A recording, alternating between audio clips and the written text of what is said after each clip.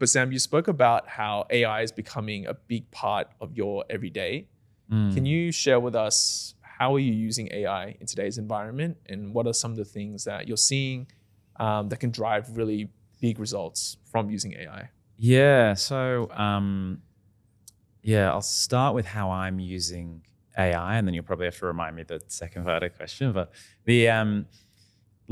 from how I'm using AI, I'd say I'm using it more from like a process point of view at the moment. I'm using it to do things like write Python scripts, or like I've even built like my own Chrome plugins, just to make workflows easier and things like that. And it helps that I've got a fundamental understanding of how most things works, websites and servers. And, I learned HTML and CSS from like building my own websites and like probably breaking more websites than I built, to be honest. But I think, I'm using it more from a process point of view, and it's just making things faster.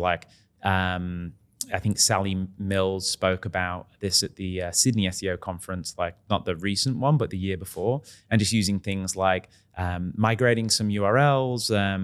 Like I need to match them up. I'll use like a fuzzy match. And previously I would have spent like a whole day. I would have been on Stack Overflow, reading blogs, like maybe even posting on Stack Overflow. Whereas now you can just go into like whatever AI tool and be like, hey, how do I do this? It spits out a script. I think it's got to the point where it like works perfectly, like nearly, first time. Most of the time you have to tweak it like a little bit. And it's taking me 15 minutes to do something that could have taken like 4 hours of solid work, which is kind of nuts. Like how much crazy. And then like, there's also just things like, when you just you've got a bunch of information and you feel like everything's all over the place, you just pull it into bullet points and you're like, just clean this up for me. Like, what am I trying to say? Like, tidy this up. Yeah, there's just stuff like that. And it's like, I'd say my output is very similar. I'm just doing it a lot faster. And with some things, the cognitive load is a lot less. So I feel like I'm getting a lot more done using AI tools.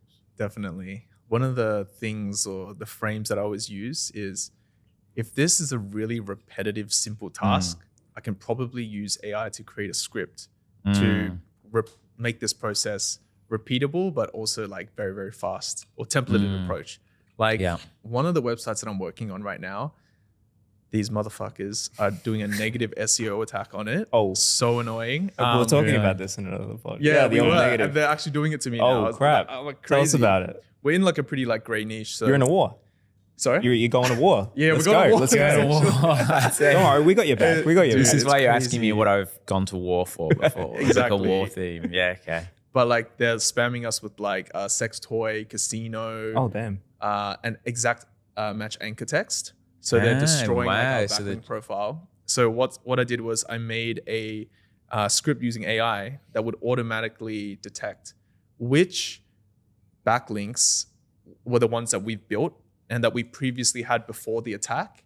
So then whenever I just go in every day now, I export the backlink profile of Where are you pulling that from? Oh, Ahrefs. Ahrefs. Cool. And then I just import it into the template, and it tells me straight away what new domains were added that do not belong to my original list, or the list that I've had new backlinks like coming in, and it automatically signals out these are the domains that are from that competitor, or just junk, and then I just immediately disavow it. So it takes like this really complicated, very slow manual process to now it takes me 10 seconds. I just export, put it in, bam, disavow, cool. Real quick, have you used link research tools, or have you heard of it? Have you heard of it? Link research tools? I've never heard It is a very heavy, advanced link analysis tool that might really help you because it goes very deep. Like Ahrefs and SEMrush just take a very superficial view, but there's more shit in the background that you can't see because the website, they talk about the deep web. There's there's trillions of websites out there that you can never see.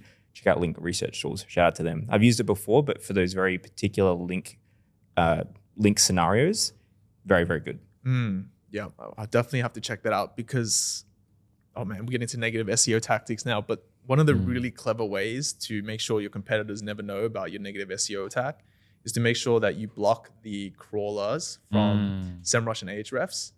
And then you create like all of these websites that will then have negative SEO links to your competitor, and they will never find them unless they're really tech savvy. Right. See, like the porn ones and stuff, I don't worry about too much. Like I would get more nervous if like somebody was buying links that like look kind of convincing, but then also on the edge of like a PBN. Do you know, like, you know what I mean? Like if somebody looked like they were doing a bad job of SEO, like I feel like that's when I would start to worry about disavowing. You know, let's say if you're working like a mortgage broker or something like that, and it's like, you know, top mortgage brokers in Australia, and then the next article is like, you know, digital trends. Like that's when I would really start to worry if it so not to give people negative SEO ideas, but I would say like try and do SEO links badly. Make them look good, convincing.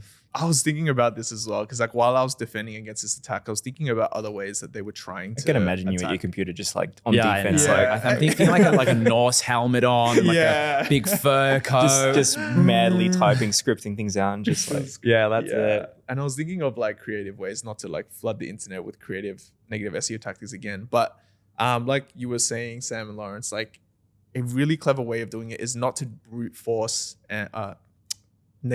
build negative links.